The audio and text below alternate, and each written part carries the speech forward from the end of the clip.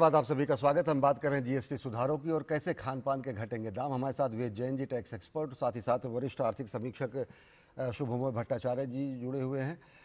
वेद जैन जी, आपसे जानना चाहेंगे, इससे पहले शुभमोय जी कह रहे थे कि किस तरीके से आम आदमी को राहत मिलेगी, किस तरीके से महंगाई में सीधा कम दिखे, कैसे विजिबल चेंज दिखेगा एमआरपी से लेकर अन्य चीज़ों में।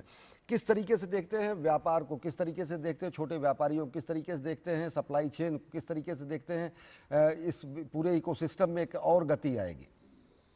देखिए, जीएसटी 2.0 ये रिफॉर्म्स है, एक बहुत लैंडमार्क रिफॉर्म्स है।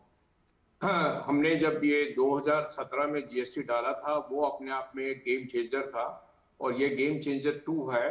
और सबसे बड़ा इसमें ये आकर्षण ये है कि ये उपभोक्ता के लिए सबसे ज्यादा बेनिफिशियल इस समय चेंज किया गया है। और 22 सितंबर 2025 जी को आप जब बाजार में सामान खरीदने जाएंगे, तब आपको पता लगेगा कि इसका कितना सामान सस्ता हो गया है। बहुत सारी आइटमें जो आपके खाने पीने की आइटमें हैं, जो 12% पे थी वो 5% पे आ गई। कुछ आइटमें जो 5% पे थी, उसको टैक्स हटा दिया गया। और जो कुछ आइटमें 18% पे थी, उसको भी 5% पे ले आए। मैं एक सिंपल सी कुछ छोटी छोटी चीजों की एग्जांपल देके आपको समझा सकता हूं कि अगर आप एक टूथपेस्ट भी खरीदने जाएंगे, अगर वो जो 200 रुपए की टूथपेस्ट थी, तो जो बाजार में 236 रुपए की मिलती थी, अब जी आपको 210 रुपए में मिलेगी।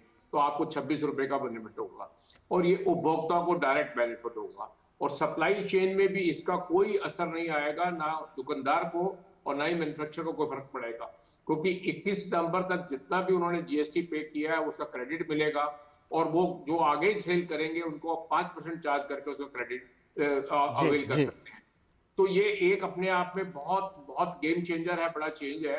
और 22 सितंबर के बाद खाने पीने की सभी तरह की वस्तुएं, चाहे वो नमकीन है, चाहे कोई और चॉकलेट है, कोई और आइटम है, कैंडी है, ये है, सबके लिए 5% का टैक्स का रेट लग गया है। ये अपने आप में बोल रहा है। और जो स्टेपल फूड है उसके ऊपर वो टैक्स फ्री है, जैसे दूध है, सब्जियां हैं, पनीर है, जी, निश्चित ये तौर सब से। Item tax free.